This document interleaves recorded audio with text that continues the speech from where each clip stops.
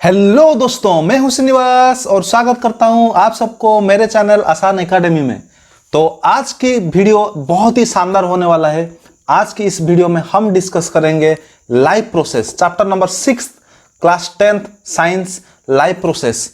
इस चैप्टर में बेसिकली हम देखने वाले हैं what are the different life processes such as respiration क्या होता है, ट्रांसपोर्टेशन क्या होता है, एक्सक्रीशन क्या होता है, human nutrition, human digestive system क्या होता है, ऑटोट्रोप्स क्या होते हैं, हेटरोट्रोप्स क्या होते हैं।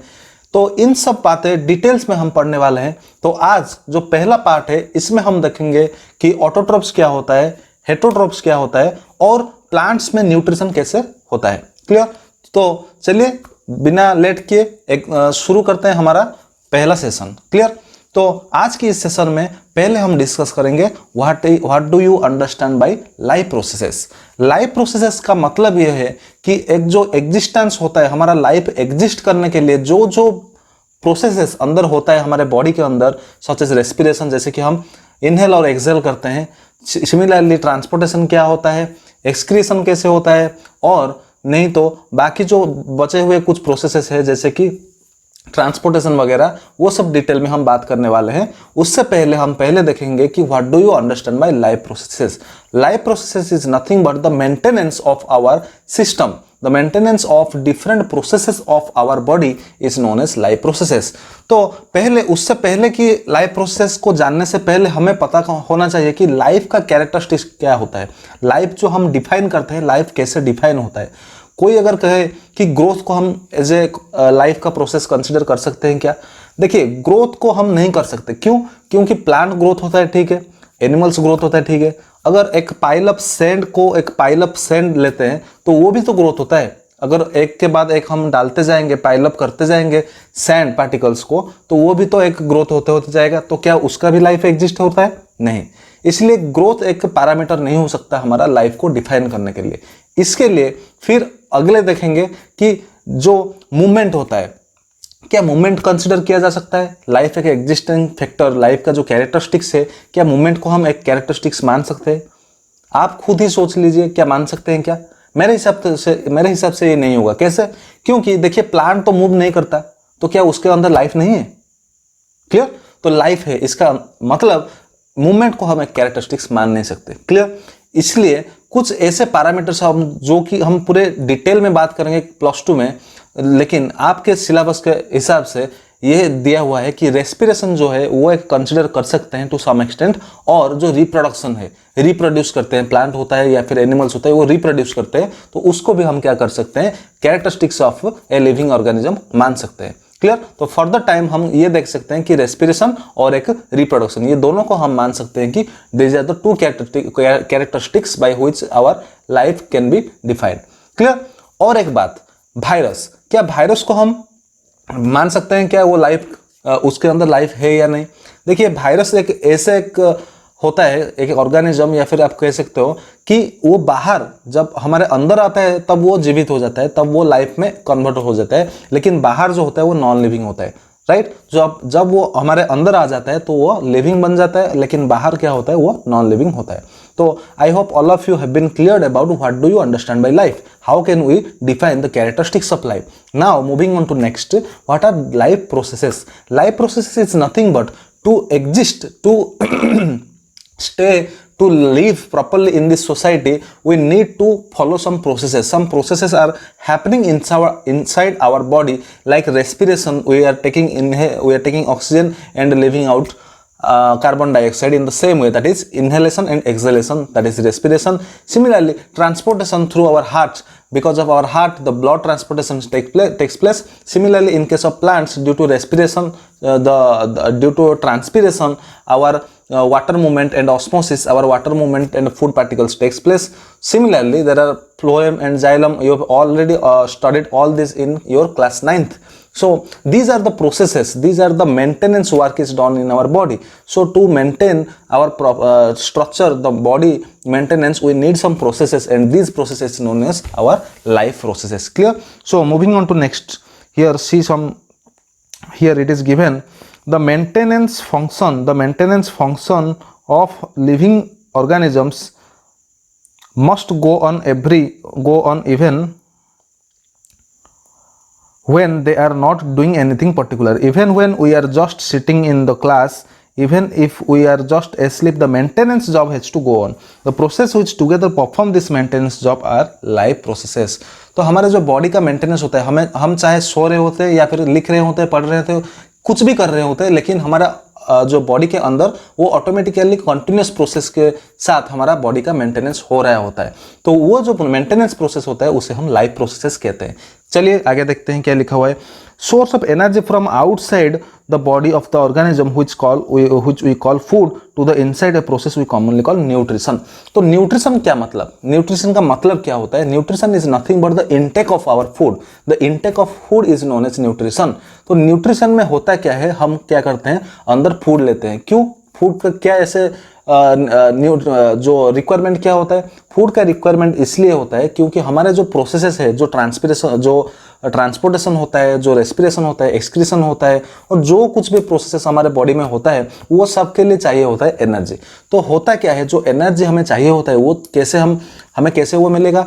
वो ये क्या करते हैं, हम क्या करते हैं, फूड इनटेक करते हैं, कुछ खा लेते हैं. तो खाने के वजह से क्या होता है, हमारे जो खाने में जो प्रोटीन्स होता है, जो कार्बोहाइड्रेट्स होते हैं, वो क्या होता है, वो जनरली कॉम्प्लेक्स सब्सटेंसेस होते हैं. क्लियर? तो वो जो कॉम्प्लेक्स सब्सटेंसेस होते हैं, वो जब हम इनटेक करते हैं, हम जो लेते हैं हमारे अंदर, तो कुछ एंजाइम्स होते हैं. एंजाइम्स का काम क्या होता है, वो क्या करते हैं, कार्बोहाइड्रेट्स जैसे कॉम्प्लेक्स सब्सटेंसेस को सिंपल शुगर में कन्वर्ट कर देते हैं, जैसे ग्लूकोज होता है. क्लियर? तो सिंपल शुगर में कन्वर्ट करने से होता क्या है, जो हमारा बॉडी जो है उसे क्या होना, एब्जॉर्प्शन होना चाहिए. जो न्यूट्रिएंट्स वगैरह होता है, जो विटामिन होते हैं, न्यूट्रिशन होता है, वो सब हमारे बॉडी में सेल में एब्जॉर्ब होना होता है. तो वो सब जो एब्जॉर्ब होने के लिए क्या होता है, जो कॉम्प्लेक्स सब्सटेंसेस जो कार्बोहाइड्रेट्स होता है, उसको पहले क्या होना होता है, उसको पहले कन्वर्ट होना पड़ेगा सिंपल शुगर में. क्लियर? तो वो सिंपल शुगर में कन्वर्ट करने के लिए हमें क्या जरूरी होता है, एंजाइम्स चाहिए होता है, जो कि हमारे बॉडी में प्रेजेंट है, और वो सब ये काम करते हैं, वो complex substances they convert the complex substances to simple sugars. Clear? तो होता क्या है, रेस्पिरेशन बेसिकली होता क्या है, respiration is nothing but inhalation and exhalation. लेकिन वो जो दो टर्म हमने जाना कि इनहेलेशन और एक्सहेलेशन, इनहेलेशन मतलब intake of oxygen and exhalation मतलब excretion of what, carbon dioxide. But इन दोनों के बीच बहुत कुछ हो जाता है. क्या होता है, देखिए, हम जो ऑक्सीजन लेते हैं उसका जरूरत क्या है, ऑक्सीजन क्या करता है, हमारा जो कार्बोहाइड्रेट्स जो होता है, वो जो कॉम्प्लेक्स से जो सिंपल शुगर में कन्वर्ट होता है, उसके लिए हमें क्या होता है, एनर्जी नीड होता है. जो एनर्जी जो प्रोडक्शन होगा, वो एनर्जी प्रोडक्शन होने के लिए क्या चाहिए होता है, हमें जो रेस्पिरेशन होता है वो चाहिए होता है. तो चलिए आगे देखते हैं क्या होगा. Oxidising reducing reactions are some of the most common chemical means to break down molecules. Clear? तो जो ब्रेकडाउन होता है, वो ब्रेकडाउन के लिए हमें ऑक्सीजन चाहिए होता है. क्लियर? इसलिए the process of acquiring oxygen from outside the body and to use it in the process of breakdown of food sources for cellular needs is what we call respiration. इसलिए हमें oxygen चाहिए होता है. जब हम inhale करके oxygen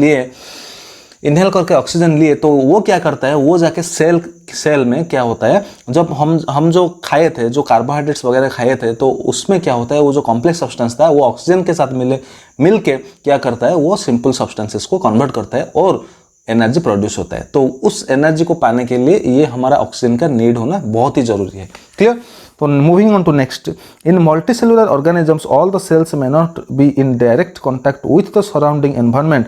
Thus simple diffusion will not meet the requirement of all the cells. Clear? तो यहाँ पे होता क्या है, देखिए, अगर सिंपल ऑर्गेनिजम्स जैसे कि एमोबा हो गया, पैरामीशियम हो गया, तो ये जो सिंगल सेल्ड ऑर्गेनिज्म होते हैं वो बहुत ही सिंपल होते हैं. तो उनके लिए जो एब्जॉर्प्शन होना वो सिर्फ डिफ्यूजन में काम हो जाता है. लेकिन हम जैसे कॉम्प्लेक्स ऑर्गेनिज्म के लिए बहुत ही स्पेशलाइज्ड फंक्शन वाला सेटअप होना चाहिए. जैसे कि टिश्यू, जैसे कि सेल से टिश्यू बनता है, टिश्यू से टिश्यू सिस्टम बनता है, फिर ऑर्गन से ऑर्गन सिस्टम. ऐसे एक प्रोसीजर वाइज हमारे बॉडी के अंदर सिस्टमेटिकली डेवलप्ड है डिफरेंट ऑर्गन्स. क्लियर? तो इसलिए जो वेराइटी, जो स्पेसिफिक ऑर्गन, जैसे कि हम कह सकते हैं कि हमारा हार्ट एक ऑर्गन है जिसका काम होता है कि को क्या करे, वो ब्लड को पंप करे. क्लियर?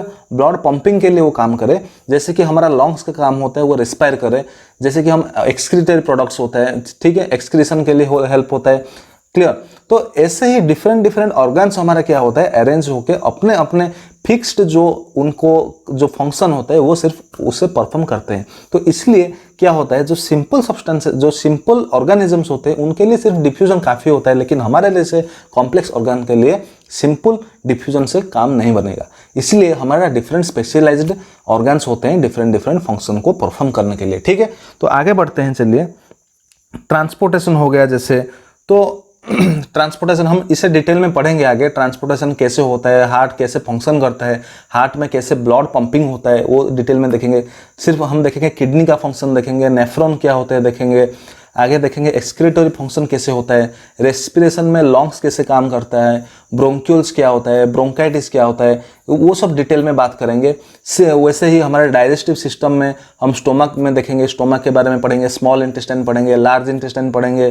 ठीक है, तो डिटेल में पढ़ेंगे आगे। तो अभी तक के लिए ये छोड़ देते हैं। क्लियर, तो आगे देखिए, आगे हमारा शुरू हो गया न्यूट्रिशन। क्लियर, ये कॉन्सेप्ट होगा nutrition. I have told nutrition is nothing but intake of our food for getting energy. Clear? How do living things get their food? तो ये पैराग्राफ थोड़ा सा इंपॉर्टेंट है, चलिए इसे पढ़ लेते हैं। तो general requirement for energy and materials is common in all organisms but it is fulfilled in different way. Some organisms use simple food materials obtained from inorganic sources in the form of carbon dioxide and water. These organisms, the autotrophs, include green plants and some bacteria. Other organisms utilize complex substances. These complex substances have to be broken down into simpler ones before they can be used for the upkeep and growth of the body. To achieve this, organisms use biocatalyst called enzymes. जैसे कि मैंने पहले ही बोल दिया था कि enzymes क्या होता है, वो एक बायोकैटालिस्ट होता है जो कि कॉम्प्लेक्स सब्सटेंसेस से क्या करते हैं, उसे सिंपलर फॉर्म में बना देते हैं। क्लियर, कन्वर्ट कर देते हैं। Thus the heterotrophs survive depends directly or indirectly on autotrophs. Heterotrophs organisms include animals and fungi. तो फंजाई या फिर एनिमल्स जो कहते हैं हम, वो उसे क्या कहते हैं, हेटेरोट्रोप्स कहते हैं। Autotrophs is nothing but the plants और the animals who can they can build their own food systematically. Clear, वो क्या करते हैं, अपने आप ही खुद वो अपने फूड बना लेते हैं। लेकिन हम जैसे हेटेरोट्रोप होते हैं, एनिमल्स होते हैं, हम ह्यूमन बींग्स होते हैं, फंगाई होते हैं, तो वो सब क्या करते हैं, वो डिपेंड डायरेक्टली और इनडायरेक्टली वो डिपेंड करते हैं ऑटोट्रोप्स के ऊपर। जैसे कि हमने फूड चेन पढ़ाया हुआ है, जिसमें क्या होता है कि एक जो टाइगर होता है वो शेर होता है, द लायन और the tiger it's deer, the deer it's grasses. Clear, तो that means here the grasses is the autotrophs whereas the deer is the heterotrope and the tiger is also an heterotrope. Clear, तो यहाँ पे होता क्या है ना, जो वो अपने आप खुद ही अपना फूड बना लेते हैं, वो होते हैं ऑटोट्रोप्स, और जो दूसरे के ऊपर डिपेंडेंट होते हैं वो होते हैं हेटेरोट्रोप्स। क्लियर, तो हम सब हेटेरोट्रोप्स हैं। क्लियर, और प्लांट्स जो है बैक्टीरिया, कुछ बैक्टीरिया होते हैं, वो सब क्या होता है, ऑटोट्रोप्स होते हैं। क्लियर, तो चलिए आगे बढ़ते हैं। ऑटोट्रोपिक न्यूट्रिशन, यही सेम बात है। ऑटोट्रोपिक न्यूट्रिशन मतलब ये जो हमने जो प्लांट्स की बात किया, तो वो प्लांट्स कैसे अपना फूड बनाते हैं, उसके लिए डिटेल्ड जो हमें पढ़ना है वो है फोटोसिंथेसिस। तो फोटोसिंथेसिस क्या होता है? फोटोसिंथेसिस नथिंग बट एक केमिकल रिएक्शन होता है, कुछ केमिकल रिएक्शन, ये अभी डिटेल में पढ़ेंगे हम। केमिकल रिएक्शन, फोटोसिंथेसिस, देखिए पहले तो ये पैराग्राफ पढ़ लीजिए, उसके बाद देखते हैं। Photosynthesis, it is a process by which autotrophs take in substances from the outside and convert them into stored forms of energy. This material is taken in the form of carbon dioxide and water, which is converted into carbohydrates in the presence of sunlight and chlorophyll. Carbohydrates are utilized for providing energy to plant. The carbohydrates which are not used immediately are stored in the form of starch, which serves as the internal energy reserve to be used as and when required by the plant. Similarly, glycogen है animal के लिए। तो यहाँ पे एक चीज़ देखिए कि यहाँ पे एक इक्वेशन लिखा हुआ है, ये बहुत ही इंपॉर्टेंट इक्वेशन होता है, ये एग्जाम में भी आने का बहुत ही प्रोबेबिलिटी है। तो ये क्या होता है, ये हमारा हो गया फोटोसिंथेसिस इक्वेशन। क्लियर, ये हो गया फोटोसिंथेसिस इक्वेशन। तो यहाँ पे होता क्या है, कार्बन डाइऑक्साइड के साथ वाटर मिला हुआ होता है। कार्बन डाइऑक्साइड जब reacts with water, it produces glucose. This is the simplest form of sugar, and here it along with that the byproducts are formed. Here it is oxygen and water. Clear? तो होता क्या है यहाँ पे, whenever photosynthesis takes place, it requires three things, that is sunlight, then it requires carbon dioxide, along with that it requires water. Clear? In with these three things, it also requires the chlorophyll pigments. The chlorophyll pigments is nothing but magnesium ions. Clear? Please write it down. Chlorophyll pigments is nothing but magnesium ion. Chlorophyll pigments contains magnesium ion. So question में ये आ सकता है exam में कि chlorophyll pigments में क्या होता है, कौन सा आयन होता है, तो मैग्नीशियम आयन्स Mg2+ होता है. क्लियर? तो क्लोरोफिल पिगमेंट्स के साथ ही साथ ये क्या करता है, क्लोरोफिल, सनलाइट और कार्बन डाइऑक्साइड, वाटर, ये चारों चीज चाहिए होता है फोटोसिंथेसिस रिएक्शन के लिए. तो होता क्या है, प्रोड्यूस क्या होता है, ग्लूकोज प्रोड्यूस होता है जो कि हमारा एनर्जी होता है, सिंपल शुगर होता है. क्लियर? जब प्लांट्स को जरूरत नहीं होता है एनर्जी यूटिलाइज करना, तो वो क्या करता है, अपने जो एनर्जी, ये जो प्रोड्यूस किया होता है, उस एनर्जी को वो स्टोर कर लेता है. किसके फॉर्म में? स्टार्च के फॉर्म में. सिमिलरली हम एनिमल लोग जैसे क्या होते हैं, जो एनिमल्स होते हैं कि या फिर ह्यूमन बींग्स होते हैं कि जो भी होता है, एनिमल्स वगैरह, वो सब क्या करते हैं, जब उनका एनर्जी का रिक्वायरमेंट नहीं चाहिए होता है तो वो क्या करते हैं, जैसे प्लांट में स्टार्च होता है वैसे एनिमल में क्या होता है, ग्लाइकोजन होता है. तो ग्लाइकोजन के फॉर्म के साथ वो क्या करते हैं, अपना एनर्जी को स्टोर करके रखते हैं. जब भी यूज चाहिए होता है वो यूज कर सकते हैं. क्योंकि आपको पता होगा, हम सुबह खाते हैं और 4-5 घंटा नहीं खाते हुए तो भी काम चल जाता है, क्योंकि वो एनर्जी अपना स्टोर होके रहता है हमारे बॉडी के अंदर. जब भी हमें एनर्जी चाहिए होता है वो ऑटोमेटिकली यूज होता है. क्लियर? तो चलिए आगे देखते हैं एक्चुअली में होता क्या है, वो जो फोटोसिंथेसिस होता है उसमें होता क्या है. 3 दिया हुआ है, 3 चीजें यहाँ पे हो रहा है. पहला चीज ये होता है absorption of light energy by chlorophyll pigments. तो जो क्लोरोफिल पिगमेंट्स होता है वो कहाँ पे होता है, क्लोरोफिल पिगमेंट्स जनरली होता है लीव्स में, जो पत्ते होते हैं, जो पत्ते होते हैं, पत्ते में क्लोरोप्लास्ट होता है, एक ऑर्गेनेल, सेल ऑर्गेनेल होता है. तो क्लोरोप्लास्ट के अंदर क्लोरोफिल पिगमेंट्स रहते हैं. और ये क्लोरोफिल पिगमेंट्स के कारण, ये chlorophyll, because of this chlorophyll pigments the leaves look like green in colour. Clear? And chlorophyll pigments contains magnesium ion. Clear? I hope all of you understood this. So होता क्या है, ये जो chlorophyll pigments होते हैं, या ये लोग ये क्या करते हैं, ये सब क्या करते हैं, जो सनलाइट आता है वो सनलाइट को एब्जॉर्ब कर लेते हैं. ठीक है? पहला स्टेप ये होता है कि absorption of sunlight by the chlorophyll pigments present in the chloroplast in green leaves of a plant. Clear? Understood? Second thing क्या होता है, conversion of light energy to chemical energy and splitting of water molecule into hydrogen and oxygen. तो यहाँ पे जो light energy जो उसने absorb कर लिया, तो वो लाइट एनर्जी फिर क्या होता है, वो केमिकल एनर्जी में कन्वर्ट हो जाता है. और उसके साथ ही क्या होता है, जो हमारा जो हाइड्रोजन और स्प्लिटिंग हो जाता है, जो वाटर जो था, हमने वाटर भी तो लिया था, वाटर कहाँ से लिए थे, वाटर नीचे से लाएंगे. नीचे से मतलब जो रूट से वो क्या करेगा, वो जो सैंड पार्टिकल्स, वो जो मिट्टी से क्या करेगा, वो रूट के अंदर वो ले जाएगा क्या, वाटर. तो वाटर जो होता है वो कलेक्ट होता है और वो क्या होता है, स्प्लिट अप हो जाता है into hydrogen and oxygen. Clear? तो सेकंड स्टेप में ये होता है. और थर्ड स्टेप में reduction of carbon dioxide to carbohydrate. जो कार्बन डाइऑक्साइड होता था उसमें क्या होगा, ये सब मिल गया, तो ये जो रिएक्टेंट्स वो मिलने के बाद ये क्या होता है, जो प्रोडक्ट फॉर्म होता है. अगर आपने रिएक्शन वीडियो मेरा देखा नहीं तो पहला चैप्टर है, chapter number 1 chemical reactions and equations class 10, तो आप जाके विजिट कर सकते हैं. क्लियर? तो ये जो रिएक्शन हुआ, तो वो रिएक्शन के कारण वो बन क्या रहा है, वो कार्बोहाइड्रेट्स क्या हो रहा है, ब्रेकडाउन्स टू ग्लूकोज होता है. क्लियर? तो जो कार्बन डाइऑक्साइड है वो क्या होता है, कार्बोहाइड्रेट्स में कन्वर्ट होता है. जो सिंपलेस्ट फॉर्म होता है कार्बोहाइड्रेट्स का, ग्लूकोज होता है C6H12O6, तो उस पर वो कन्वर्ट हो जाता है. क्लियर? तो ये 3 चीजें फोटोसिंथेसिस प्रोसेस में होता है. तो क्वेश्चन में अगर आए what are the events occurs during a photosynthesis reaction, तो आप ये 3 चीज लिख लेना. क्लियर? उसके बाद देखिए, the desert plants take up carbon dioxide at night and prepare an intermediate which is acted upon by the energy absorbed by the chlorophyll during the day. तो ऐसा जरूरी नहीं है कि ये जो 3 चीजें हमने पढ़ा अभी, ये जो 3 इवेंट्स हमने पढ़ा, ये एक ही साथ हो जाए. नहीं, ऐसे भी नहीं होता है कि एक ही साथ 3 हो जाए. जो डेजर्ट प्लांट्स होते हैं वो क्या करते हैं, रात को carbon dioxide, they take up carbon dioxide at night क्या करते हैं, वो कार्बन डाइऑक्साइड ले लेते हैं, फिर एक इंटरमीडिएट कंपाउंड फॉर्म कर लेते हैं. और दिन में जब सनलाइट आता है, तो वो सनलाइट के हिसाब से वो क्या करते हैं, अपने जो सिंपल शुगर फॉर्म होना होता है, जो कार्बोहाइड्रेट्स फॉर्म करना होता है, वो अपने कर देते हैं. ठीक है? तो इसका मतलब ये है कि ये जो 3 चीजें जो हमने पढ़ा, ये कभी कभी हो सकता है, मतलब एक ही साथ हो सकता है और एक ही साथ नहीं भी हो सकता है. क्लियर? ये depends upon the plant, the types of plant. Clear? Next, cross section of a leaf under the, यहाँ पे देखिए जो क्रॉस सेक्शन होता है, some cells contain green dots, these green dots are called cell organelles,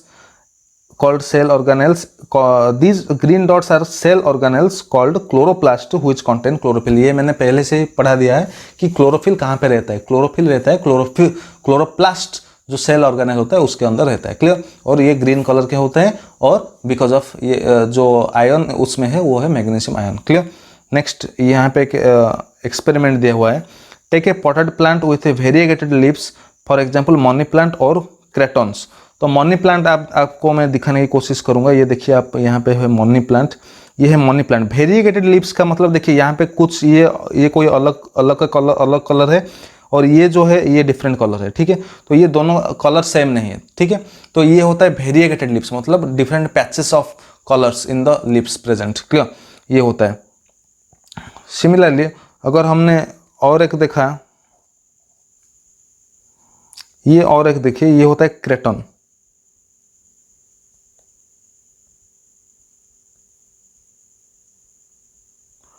ये होता है क्रेटन। देखिए ये यहाँ पे देखिए ये जो पत्ते होते हैं, ये देखिए ये क्या हो गया, ये सब डिफरेंट कलर के होते हैं, ठीक है। तो यहाँ पे एक डिफरेंट पैचेस होता है। तो ये इसका मतलब है वेरिएगेटेड लीव्स का मतलब है different patches of colours in a leaf, clear. तो ये हम लिए क्यों, इसको हमने एक्सपेरिमेंट करने का जो मेन कॉन्सेप्ट है कि हमें इसमें टेस्ट करना है कि क्लोरोफिल का एक्चुअली रोल क्या होता है, क्लियर। ये जो एक्टिविटी 6.1 होता है इसमें हम देखेंगे कि क्लोरोफिल का रोल क्या होता है। तो क्लोरोफिल एक्चुअल में प्रेजेंट होता है, तो क्लोरोफिल के बिना हमारा क्लोरोफिल के बिना हमारा रिएक्शन पॉसिबल ही नहीं है, फोटोसिंथेसिस होगा ही नहीं, क्लियर। तो इसलिए ये एक्सपेरिमेंट हमने करने जा रहे हैं। तो ये एक्सपेरिमेंट में होता क्या है, ये जो लीव्स हमने लिया ये कन्वर्ट हो जाते हैं, ये A to B ये कन्वर्ट हो जाता है, A से B को कन्वर्ट होता है। तो यहाँ पे होता क्या है देखिए यहाँ पे होता क्या है, ये हमने क्या किया, पहले एक डार्क रूम में 3 दिन के लिए रख लिए। ये जो प्लांट लिया हमने उसको क्या किए, 3 days, for 3 days we have kept in a dark room. Dark room में क्यों, क्योंकि डार्क रूम में रखने से वो जो लाइट हमारा था वो लाइट नहीं आएगा, इसलिए जो भी हमारा स्टार्च प्रेजेंट होता होगा उसमें, जो प्लांट में जो बचा हुआ होगा वो क्या होगा, वो सारे खत्म हो जाएंगे। उसका मतलब ये है कि हमारा जो स्टार्च ऑलरेडी जो कि हमने एनर्जी जो प्रेजेंट था प्लांट में वो सब क्या हो गया, वो खत्म हो गया, क्लियर। तो उसके बाद क्या होगा, हमने क्या किया उसको, now keep the plant in sunlight for about 6 hours, 6 घंटे के लिए हमने क्या किया, सनलाइट पे फिर उसके रख दिया। Pluck a leaf from the plant, mark the green areas in it and trace them on a sheet of paper. Dip the leaf in boiling water for a few minutes. After this, immerse it in a beaker containing alcohol. Carefully place the above beaker in a water bath and heat till the alcohol begins to boil. फिर हमने क्या किया, उसे वो plants को 6 घंटे के लिए हमने रखा सनलाइट के पास। उसके बाद हमने क्या किया, एक प्लॉक किया, एक निकाला, वो एक पत्ते निकाला, फिर उसको हमने क्या किया, बॉयल किया, बॉयल करके उसे क्या किया, अल्कोहल में इमर्स कर दिया। फिर उसे क्या किया हमने एक्चुअली करना क्या है कि ये स्टार्च का कंटेंट होता है कि नहीं वो चेक करना है। तो स्टार्च का कंटेंट देखने के लिए हमें एक टेस्ट करना होता है, वो है आयोडीन टेस्ट। तो हमने, आप लोगों ने इससे पढ़ा भी होगा, 6th या 7th क्लास में पढ़ा होगा शायद, कि स्टार्च टेस्ट करने के लिए हमें आयोडीन टेस्ट करना होता है। तो आयोडीन अगर ब्लू ब्लैक सॉल्यूशन को कन्वर्ट हो जाता है, जो कलर था वो पहला जो कलर था वो अगर ब्लू ब्लैक कलर को कन्वर्ट हो जाता है तो उसका मतलब स्टार्च प्रेजेंट है उसमें, क्लियर। तो यहाँ पे देखिए, यहाँ पे सिमिलरली क्या होता है, ये जो कलर था ये चेंज हो गया ब्लू ब्लैक को, क्लियर। ये जो कलर था ये क्या हो गया, ये ब्लू ब्लैक को चेंज हो गया। तो ये टेस्ट बेसिकली था क्लोरोफिल का प्रेजेंस या एब्सेंस को डिटरमाइन करने के लिए, क्लियर। तो ये उतना भी इंपॉर्टेंट नहीं है। तो फिर आप चलिए नेक्स्ट, ये देखिए यहाँ पे ये बहुत ही इंपॉर्टेंट है, ये है हमारा स्टोमाटा, ये है हमारा स्टोमाटा। ये एग्जाम्पल, ये जो डायग्राम है बहुत ही इंपॉर्टेंट है, आप इसको प्रैक्टिस कर लीजिए। तो यहाँ पे देखिए stomata which are tiny pores present on the surface of the leaves. Massive amounts of gaseous exchange takes place in the leaves through these pores for the purpose of photosynthesis. But it is important to note here that exchange of gases occurs across the surface of stems, roots and leaves as well. Since large amount of water can also be lost through the stomata, the plant closes these pores when it does not need carbon dioxide for photosynthesis. तो देखिए ये stomata क्या होता है, stomata is nothing but these are the pores. ये जो lips, in the lips there are some pores present, this pores are known as stomatal pores.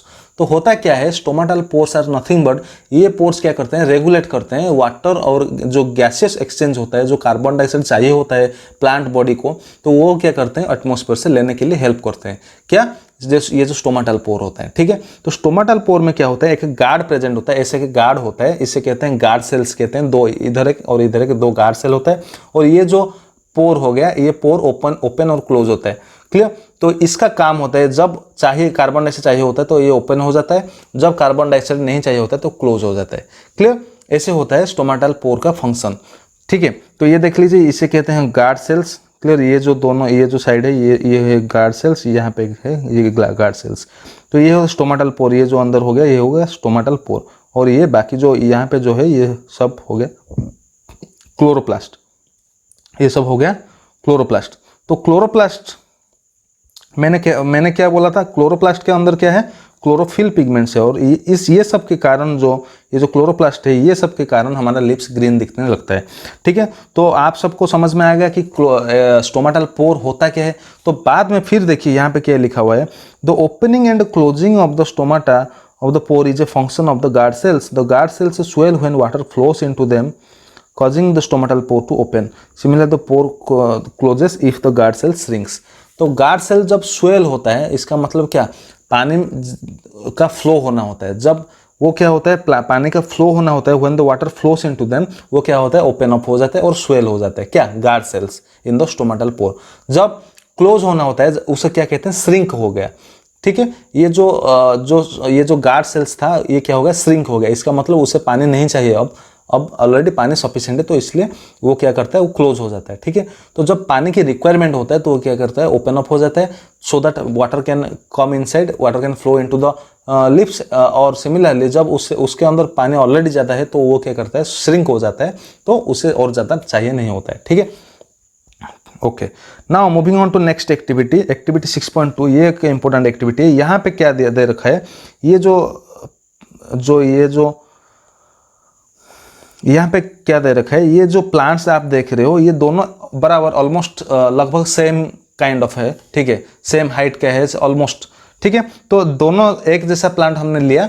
तो वो क्या करना, ये एक्टिविटी करने का जो रीज़न एक्चुअली है कि यहाँ पे डिटरमाइन करते हैं कि कार्बन डाइऑक्साइड का जो प्रेजेंस वो कितना मैटर करता है. ठीक है, तो जो कार्बन डाइऑक्साइड का प्रेजेंस वो मैटर करने के लिए हमें क्या करना होगा, ये एक बेल जार है, उसको लेंगे. यहाँ पे देखिए, ये एक बहुत ही इंपॉर्टेंट है, ये होता है कि चाइना डिस्क, जिसके अंदर हमने रखा है पोटेशियम हाइड्रोक्साइड.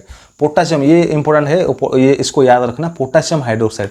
हमने पोटेशियम हाइड्रोक्साइड क्यों लिया हुआ है, पोटेशियम हाइड्रोक्साइड क्या करता है, एब्जॉर्ब कर लेता है जितना भी उसके आसपास कार्बन डाइऑक्साइड होता होगा, वो सब अपनी तरफ वो खींच लेगा, वो एब्जॉर्ब कर लेगा. तो इसलिए हम क्या करते हैं, जब एक जो दो प्लांट्स लेंगे, एक के साथ हमने पोटेशियम हाइड्रोक्साइड रखा और दूसरे को ऐसे ही छोड़ दिया, ताकि वहाँ पे ऑटोमेटिकली क्या फोटोसिंथेसिस हो पाए. लेकिन यहाँ पे क्या रखा, यहाँ पे एक बेल जार और यहाँ पे भी एक बेल जार. लेकिन दोनों में डिफरेंस क्या हो गया, इसमें है हमारा पोटेशियम हाइड्रोक्साइड लेकिन इसमें नहीं है. इसका मतलब यहाँ पे कार्बन डाइऑक्साइड क्या होगा, वो ऐसे ही जार में रहेगा. लेकिन यहाँ पे जो कार्बन डाइऑक्साइड होगा, ये क्या करेगा, वो जो पोटेशियम हाइड्रोक्साइड हमने नीचे रखा हुआ था, वो पोटेशियम हाइड्रोक्साइड को अपने तरफ खींच लेगा. और हमने ये कंसिडर करना होगा कि जो नीचे की तरफ होगा, इसको हमने क्या, वैसलीन या फिर जो भी वैक्स हो गया, वो सब रख के उसको एयर टाइट कंटेनर बना देना है हमें, ताकि जो बाहर का जो कार्बन डाइऑक्साइड है वो अंदर ना जा पाए.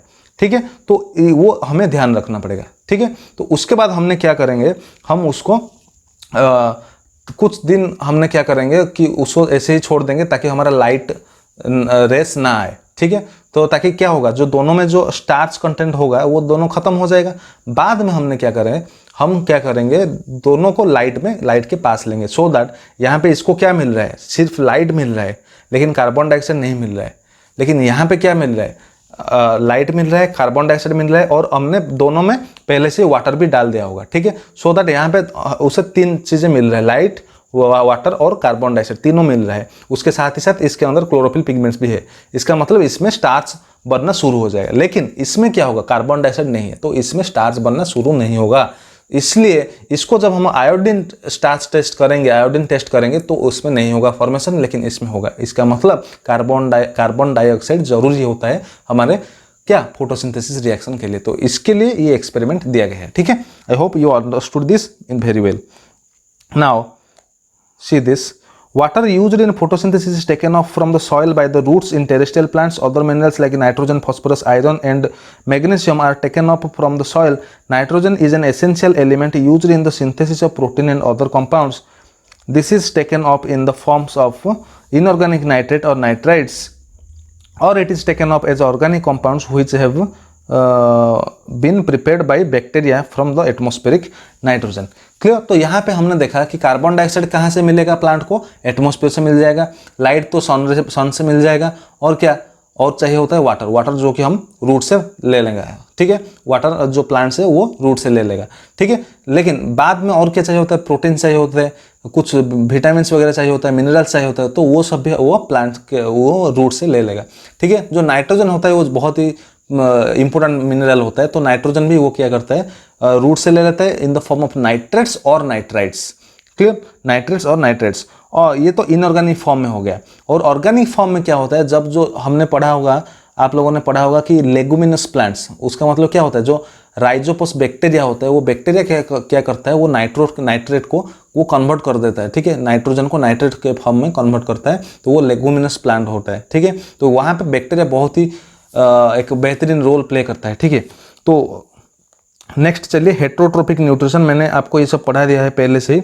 सम other organisms derive nutrition from plants or animals without killing them. This parasitic nutritive strategy is used by a wide variety of organisms like Cuscuta, amarbel, ticks, lice, liches and tapeworms. इसको आपको याद रखना है। Parasites, देखिए हेट्रोट्रोप्स में क्या होता है, वो डायरेक्टली और इनडायरेक्टली ऑटोट्रोप्स के ऊपर डिपेंडेंट रहते हैं। पैरासाइट्स क्या होता है, वो डायरेक्टली क्या करते हैं, जो भी खाना वो बना रहा होगा प्लांट्स, तो वो क्या करते हैं, वो डायरेक्टली उसके ऊपर डिपेंड हो जाते हैं। वो जो भी बनाता रहता है उसको ये क्या करते हैं, खींच लेते हैं अपनी तरफ। ठीक है, तो यहाँ पे क्या होता है, the parasitic nutritive strategy plants they derive nutrition from plants और एनिमल्स विथआउट किलिंग देम। वो क्या करते हैं, वो डायरेक्टली लेते हैं लेकिन उसको बिना किल किए, ठीक है, उसको बिना मारते हुए वो क्या करते हैं, अपने तरफ वो खाना खींच लेते हैं। ठीक है, तो एग्जाम्पल क्या है, अमरबेल, जो कि हम कुस्कुटा कहते हैं। कुस्कुटा का दूसरा नाम होता है अमरबेल। ये क्वेश्चन में आ सकता है एक मार्क में। ठीक है, टिक्स, लाइस, लिचेस और टेपम, ये सब नाम आपको याद रखना है। ठीक है, ये सब एग्जाम्पल्स होते हैं पैरासाइट्स के। तो पैरासाइट्स के कुछ एग्जाम्पल्स अगर आता है तो आप ये सब लिख लेना। ठीक है, नेक्स्ट एक इंपॉर्टेंट है, how do organisms obtain their nutrition. How do organisms obtain their nutrition. तो वो जो खाना जो है ना, वो देखिए सिंगल सेल ऑर्गेनिज्म होता है और मल्टी सेलुलर ऑर्गेनिज्म होता है। सिंगल सेल में क्या होता है, सिंपल डिफ्यूजन में काम चल जाएगा। लेकिन मल्टी सेलुलर ऑर्गेनिज्म जैसे कि हम क्या करते हैं, फूड को पहले लेंगे, खाएंगे, उसके बाद क्या होगा, वो क्या होता है, जो कार्बोहाइड्रेट्स होता है वो एंजाइम के वजह से वो क्या होता है, सिंपल शुगर में कन्वर्ट होगा। फिर वो जाके मिलेगा सेल में। सेल में क्या होगा, जो जितना भी हमारा जो स्मॉलेस्ट जो न्यूट्रिटिव पार्टिकल्स होता है, जो कि हमें एक्चुअल में इंपॉर्टेंट होता है, वो सब क्या होगा, एब्जॉर्ब होगा। ठीक है, फिर वो अपने बॉडी में यूटिलाइज होगा। लेकिन यहाँ पे जो सिंपल सेल्ड ऑर्गेनिज्म जैसे कि एमोबा हो गया, पैरामीशियम हो गया, तो वो सब में क्या होता है, वो सिंपल सेलुलर ऑर्गेनिज्म होते हैं, सिंगल सेल्ड ऑर्गेनिज्म होते हैं। तो वहाँ पे सिर्फ डिफ्यूजन में काम चल जाता है। ठीक है, तो चलिए यहाँ पे देखिए, in single celled organism like amoeba takes in food using temporary finger like extensions of the cell surface which fuse over the food particle forming a food vacuole. देखिए यहाँ पे देखिए, inside the food vacuole complex substances are broken down into simpler ones which then diffuse into cytoplasm. The remaining undigested material is moved to the surface of the cell and thrown out.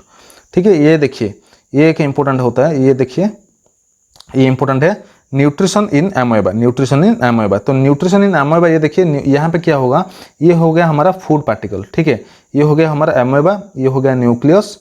तो यहाँ पे होता क्या है, जब हमारा food particle, ये क्या अमीबा क्या करता है, ये फूड पार्टिकल है, इसके पास अमीबा ऐसे जाता है। ठीक है, जाके क्या करता है, अपने एक वैक्यूल तैयार करता है, फिर उसको अपने अंदर खींच लेता है। ठीक है, अंदर लेके क्या करते हैं, उसको ले लेते हैं अंदर। देखिए यहाँ पे ये क्या हो गया, ये फूड पार्टिकल हो गया और ये एक सूडोपोडिया। सूडोपोडिया मतलब एक false feet, false feet. Pseudopodia मतलब फॉल्स फिट, जो कि अपने एक कुछ टाइम के लिए जब तक उसे ज़रूरत होता है वो क्या अपने एक बना लेते हैं, फिट की तरफ एक शेप बनाते हैं, इसलिए वो फॉल्स फिट कहते हैं, आप सूडोपोडिया कहते हैं। जब अपना खत्म हो जाएगा काम तो वो अपने शेप ले लेगा फिर से, ठीक है। तो ये क्या करता है, ये जो हमारा एमोएबा हो गया, ये देखिए ये क्या किया, अपने फूड वैक्यूल बना लिया। ये जो है ना, ये जो गोला है, इससे हम क्या कहते हैं, उसे फूड वैक्यूल कहते हैं, ठीक है। तो यहाँ पे क्या हुआ, फूड पार्टिकल जो है इसको ये अंदर ले लिया, ठीक है। तो जब डिफ्यूजन हो जाएगा, जब जो न्यूट्रिशन जो चाहिए होता है वो डिफ्यूजन हो जाएगा, और फिर जो अनडाइजेस्टेड, जो अनवांटेड सब्सटेंसेस जो बच जाता है, तो उसको वो क्या करता है, ऐसे ही एक्सक्रीट कर देता है, ठीक है। तो एक्सक्रीशन, तो ये सब कुछ क्या होता है, सिर्फ एक डिफ्यूजन है, एक ही प्रोसेस है जिसके कारण वो सब कुछ हो जाता है। यहाँ पे डाइजेशन हो जाता है यहाँ पे। तो ये जो प्रोसेस है, ये जो फूड वैक्यूल बनाना, ये जो फूड पार्टिकल को एंटर करना, तो ये जो प्रोसेस है उसे क्या कहते हैं, एंडोसाइटोसिस कहते हैं। इसको आपने पढ़ा होगा 9th क्लास में। तो ये जो प्रोसेस है इसको क्या कहते हैं, endocytosis. Endocytosis, clear, endocytosis, clear. Next paramecium. Paramecium के बारे में देखिए, paramecium which is also a unicellular organism, the cell has a definite shape and food is taken in at a specific spot. Food is moved to this spot by the movement of cilia, which covers the entire surface of the cell. तो cilia क्या होता है, देखिए मैं आपको एक diagram से समझाने की कोशिश करूंगा। ये देखिए, ये हो गया हमारा, देखिए ये हो गया हमारा पैरामीशियम, ठीक है। तो ये जो हेयर लाइक स्ट्रक्चर, ये जो आप देख रहे हैं, ये जो हेयर लाइक स्ट्रक्चर है, ये जो हेयर लाइक स्ट्रक्चर है, इससे हम क्या कहते हैं, सिलिया कहते हैं, ठीक है। तो ये सब सिलिया है, ये सब क्या करेंगे, ये ऑब्जर्व करेंगे फूड पार्टिकल को, ठीक है। तो इसके कारण क्या होगा, पैरामीशियम जो है वो अपने तरफ वो by the process of diffusion it can assimilate it's digestive system, clear. तो यहाँ पे ये देखिए, ये कहते हैं इसे सिलिया, क्लियर, ये है सिलिया, क्लियर। ये होता है पैरामीशियम, ठीक है। तो चलिए आगे देखते हैं। तो ये क्या हो गया, paramecium which is also a unicellular organism, the cell has a definite shape and food is taken in a specific spot. Food is moved to this spot by the movement of cilia. तो cilia क्या करेंगे, उसको वो जो food particle है उसको लेके वो एक स्पेसिफिक स्पॉट तक जाएंगे, फिर वहां पे क्या होगा, वो अपने अंदर ले जाएगा, ठीक है। तब जाके क्या होगा, डाइजेशन, जो डिफ्यूजन प्रोसेस के हिसाब से वो अपने आप वो डाइजेशन हो जाएगा। तो ऐसे क्या होता है, सिंगल सेल्ड ऑर्गेनिज्म में ऐसे ही अपना जो न्यूट्रिशन होता है वो ऐसे करते हैं। लेकिन हम जैसे ऑर्गेनिजम्स, जैसे ह्यूमन बींग हो गए, कुछ एनिमल्स हो गए, तो उनका क्या है, वो डेफिनेट, वो स्पेसिफिक अपने अपने स्पेसिफिक ऑर्गन्स होते हैं। तो उसका जो डिटेल में हम नेक्स्ट क्लास में पढ़ेंगे। देखिए नेक्स्ट क्लास में हम पढ़ेंगे nutrition in human beings, clear. तो न्यूट्रिशन इन ह्यूमन बींग्स में हम डिटेल में देखेंगे कि डाइजेस्टिव सिस्टम कैसे काम करता है, फिर आगे देखेंगे ट्रांसपोर्टेशन सिस्टम, फिर रेस्पिरेशन सिस्टम, फिर लास्ट में एक्सक्रीशन सिस्टम। तो ये डिटेल में एक 1 by 1 बीट हमने पढ़ने की कोशिश करेंगे। तो आई होप आज का वीडियो आपको बहुत ही अच्छा लगा होगा। तो चलो आज का क्लास यहीं रखते हैं। Thank you.